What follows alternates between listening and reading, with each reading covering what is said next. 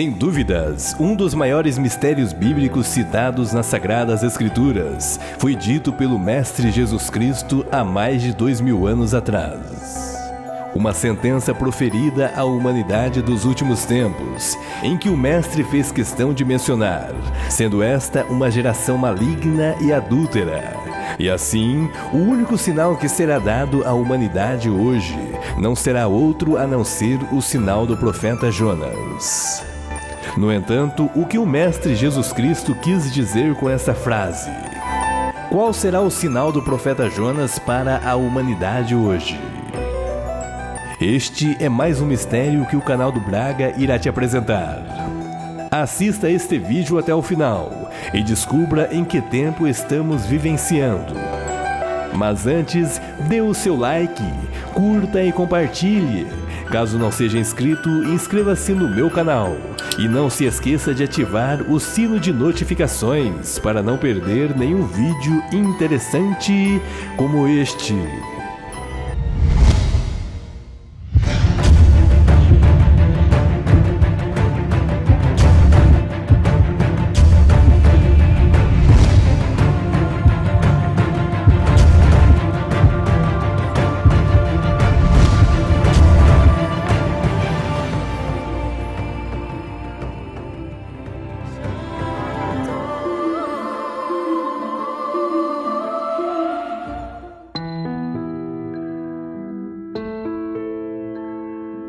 O mundo que vivemos seria de fato um verdadeiro paraíso, se não fosse a humanidade ter se desviado da presença do Deus Altíssimo. No entanto, a ganância, o poder e a fama, bem como os desejos mais sombrios do coração do homem, faz com que nosso adversário Satanás use tudo isto contra a humanidade. E assim, cada ação que efetuamos afeta o mundo todo. Com isto, o retorno de tudo o que efetuamos se volta a nós mesmos, em algum determinado tempo, seja nesta vida ou através das futuras gerações. Nas Sagradas Escrituras da Bíblia, é citado no livro de 2 Pedro, verso 3 e 4, que nos últimos dias haveriam muitos escarnecedores da fé, que andando em suas próprias concupiscências falariam: onde está a promessa da vinda de Cristo? Porque desde que nossos antepassados faleceram, todas as coisas permanecem como desde o princípio da criação. E assim muitos estariam atrás de sinais. No entanto, o grande Mestre Jesus Cristo falou que haveria um único sinal à humanidade do final dos tempos, e este seria o do profeta Jonas. Então, a pergunta que não quer calar: qual seria este misterioso sinal?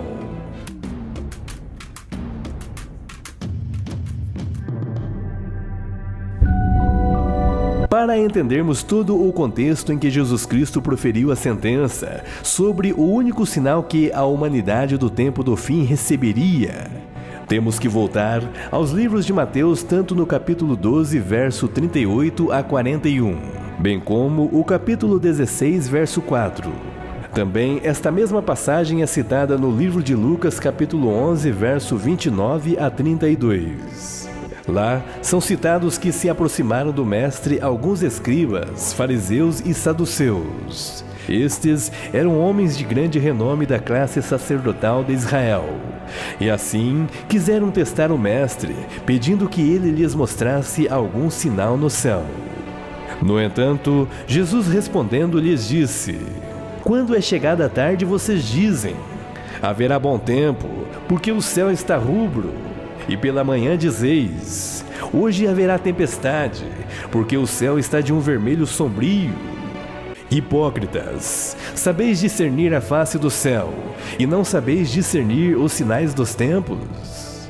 Uma geração má e adúltera pede um sinal, e nenhum sinal lhe será dado, senão o sinal do profeta Jonas. Pois como Jonas esteve 3 dias e 3 noites no ventre da baleia, assim estará o Filho do Homem 3 dias e 3 noites no seio da terra. Então, como compreender de fato que sinal seria este, proferido por Jesus à humanidade do tempo do fim?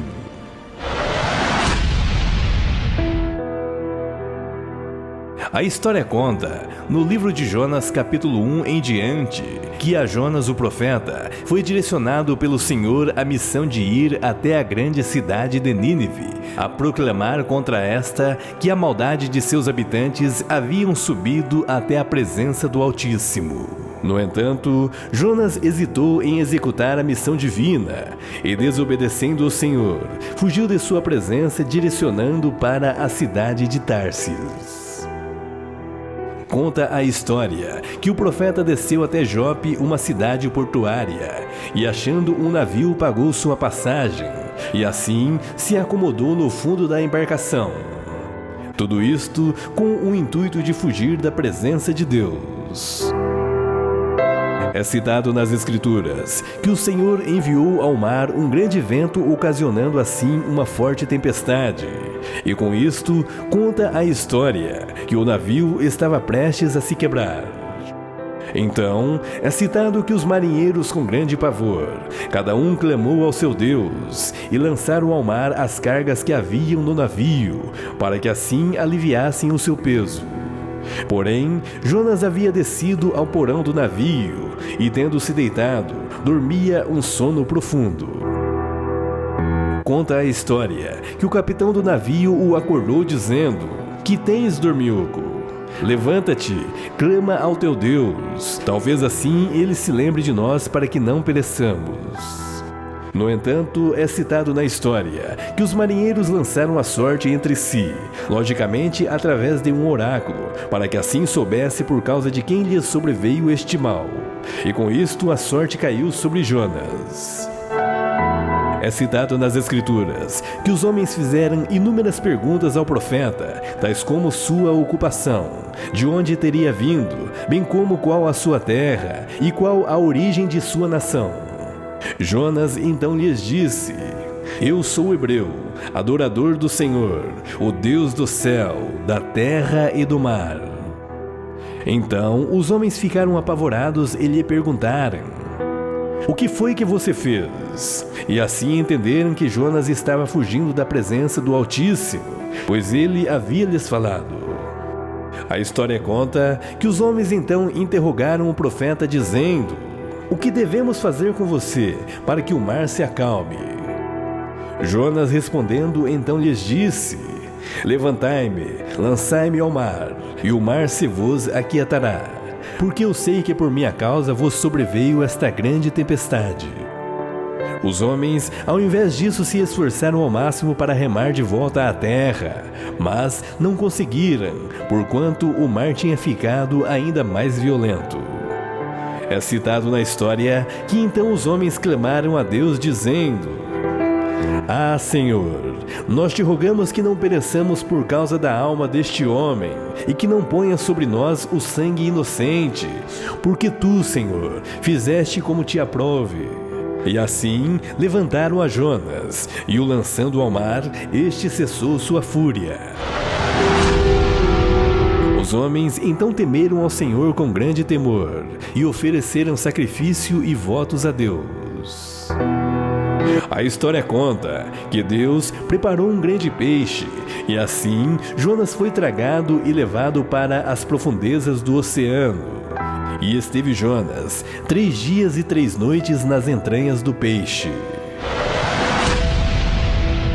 Este relato mostra que é impossível fugir da presença do Senhor, pois Ele preenche os céus e a terra, e não há nada oculto diante dos seus olhos, pois Ele é onisciente, onipresente e onipotente. Jonas agora estava em um lugar terrível, um lugar que ninguém desejaria estar, e como é relatado pelo profeta em suas descrições, aquilo era exatamente o inferno, um abismo profundo, uma situação que a princípio parecia que Deus havia lhe esquecido. E assim, naquela angústia do limiar entre a vida e a morte, Jonas clamou ao Eterno. E conforme é citado nas Escrituras, Deus ouviu a oração de Jonas da profundeza das trevas. E ordenando ao peixe, este vomitou a Jonas em terra seca. E assim, a palavra do Senhor novamente veio ao profeta, para que direcionasse a grande cidade de Nínive a trazer a expressa mensagem do Senhor. A história conta que após 3 dias de viagem, o profeta Jonas adentrou a grande cidade de Nínive, uma nação muito conhecida pela crueldade com que tratavam seus inimigos. Estes torturavam os profetas, eram sanguinários, cortavam os pés, mãos, orelhas e narizes e cegavam seus prisioneiros. Os ninivitas faziam pirâmides com a cabeça de seus cativos, bem como serrar as pessoas ao meio. Faziam escalpo, jogavam óleo fervente na pele das pessoas vivas. Era um povo terrível. Sem falar que eram idólatras, imorais e praticavam todo o tipo de impureza. Diante disto, esta foi a razão de Jonas ter fugido do Senhor, pois ele sabia que Deus é puro amor, compassivo, misericordioso, longânimo e grande em benignidade. Certamente, Jonas queria a destruição de Nínive por conter sentimentos nacionalistas, bem como de grande depreciação da nação. Porém, a mente de Deus é bem diferente da mente do homem. E assim conta a história, que o profeta, então adentrando a cidade, proclamou dizendo: daqui a 40 dias, Nínive será destruída. A história conta que, por mais contraditório que fosse, os ninivitas aceitaram a palavra do Senhor e, crendo no Deus de Israel, jejuaram-se e humilharam-se diante do Eterno, desde o maior até o menor, e vestiram-se de pano de saco, uma vestimenta em sinal de humildade ao Criador. E chegando a mensagem ao rei de Nínive, este se levantou do trono, tirou o manto real e, semelhante aos demais, se humilhou diante do Eterno. É citado nas Escrituras que o rei proclamou a toda a nação que fizessem o mesmo, tais como o jejum e as vestes em pano de saco, uma regra tanto aos homens quanto aos animais. E assim, todos clamaram a Deus com todas as suas forças e deixaram seus maus caminhos, bem como a violência. Conta a história que Deus viu o que eles fizeram e como abandonaram seus maus caminhos. É citado nas Escrituras que Deus se arrependeu e não os destruiu como tinha anunciado. O foco principal de toda esta história é que Deus não tem prazer na destruição do ímpio, mas seu maior desejo é que nenhum homem se perca, porém que o ímpio se converta de seus maus caminhos. E como foi dito por Deus em carne humana há mais de 2000 anos atrás, este é o único sinal dado à humanidade hoje. Aceitar o sacrifício perfeito da cruz e saber que Cristo vive, pois ao 3º dia ressuscitou, vencendo a morte. Assim como Jonas ficou 3 dias dentro das entranhas do inferno. O sinal para a humanidade hoje é a ressurreição. E a voz proferida a todos os habitantes da terra é uma simples mensagem: arrependam-se, humanidade, de seus maus caminhos, antes que seja tarde demais. Arrependam-se. Olá pessoal, tudo bem com vocês? Gostaria de saber qual a sua opinião sobre este assunto. Deixe o seu comentário. Sua opinião é muito importante para nós. Caso não seja inscrito, inscreva-se em nosso canal e não se esqueça de ativar o sino de notificações para não perder nenhum vídeo interessante como este. Gratidão.